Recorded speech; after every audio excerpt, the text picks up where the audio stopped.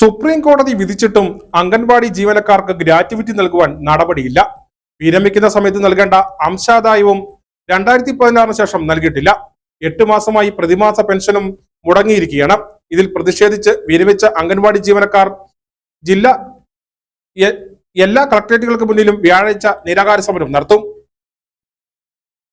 1972 payment of gratuity നിയമപ്രകാരം അംഗൻവാടി ജീവനക്കാർ ഗ്രാറ്റുവിറ്റിക്ക് അർഹരാണെന്ന് കോടതി കണ്ടെത്തുകയും 3 മാസത്തിനകം 10% പലിശയോടെ ഗ്രാറ്റുവിറ്റി നൽകണമെന്നും ഉത്തരവാകുകയും ചെയ്തിരുന്നു. ഹൈക്കോടതി വിധി പിന്നീട് സുപ്രീം കോടതി ശരിവെക്കുകയും ചെയ്തു. എന്നാൽ കോടതി വിധി ഉണ്ടായി 1 വർഷം കഴിഞ്ഞിട്ടും ഉത്തരവ് നടപ്പിലാക്കാൻ സംസ്ഥാന സർക്കാർ തയ്യാറായിട്ടില്ല.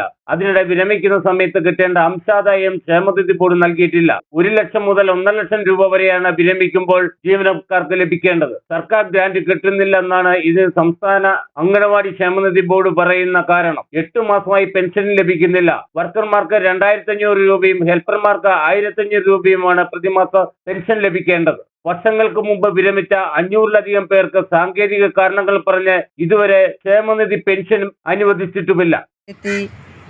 2022 ഏപ്രിൽ 25 ഒരു കോടതി ഉത്തരവ് വന്നു. വിരമിച്ച 2010 മുതൽ വിരമിച്ച അംഗൻവാടി ജീവനക്കാർക്ക് ഗ്രാറ്റുവിറ്റി കൊടുക്കണമെന്നുള്ളൊരു കോടതി ഉത്തരവ് വന്നിട്ടുണ്ടായിരുന്നു. രണ്ട് രീതിയിൽ തരുന്നതിന് വേണ്ടിയിട്ടോ അതിനൊരു ഫണ്ട് മാറ്റി വെക്കുന്നതിനോ ഇന്ന് വരെ സർക്കാരിൻ്റെ ഭാഗത്തുനിന്ന് ഒരു നടപടിയും ഉണ്ടായിട്ടില്ല. അതുപോലെ തന്നെ ഞങ്ങൾ ഇത്രയും കാലം സേവനം ചെയ്തിട്ട് ഞങ്ങൾക്ക് എല്ലാ മാസവും കൃത്യമായ രീതിയിൽ ഒരു 2500 രൂപ എന്നുള്ള ഒരു പെൻഷൻ ഞങ്ങൾക്ക് അനുവദിച്ചിരുന്നു. അത് കിട്ടിക്കൊണ്ടുവരുന്നു. അത് കുറേ നാളുകളായിട്ട് അത് മുടങ്ങിക്കിടക്കുകയാണ്. സർക്കാർ നമുക്ക് തരാമെന്ന് പറഞ്ഞിരിക്കുന്ന ആ ഒരു പെൻഷനോ തരാമെന്ന് പറഞ്ഞിരിക്കുന്ന ഗ്രാറ്റുവിറ്റിയോ നമുക്ക് ഇതുവരെയായിട്ടും കിട്ടിയിട്ടില്ല. പിന്നെ ഞങ്ങൾ കളക്ടറേറ്റ് സമരം ചെയ്തു.